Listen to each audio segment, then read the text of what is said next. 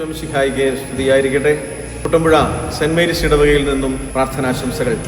പരിശുദ്ധ അമ്മയുടെ പിറവി തിരുനാളിനുള്ള ഏറ്റവും അടുത്ത ഒരുക്കത്തിലൂടെ നമ്മൾ കടന്നു പോകുമ്പോൾ നമ്മുടെ ഹൃദയത്തിൽ മറക്കാതെ നമുക്ക് ഓർത്തിരിക്കാം, അകലങ്ങളിൽ നിന്ന് അപരന്റെ കണ്ണിലെ കണ്ണുനീര് കാണാനുള്ള അപാരമായ കഴിവുള്ളവളായിരുന്നു പരിശുദ്ധ അമ്മ, നമ്മുടെ അമ്മ.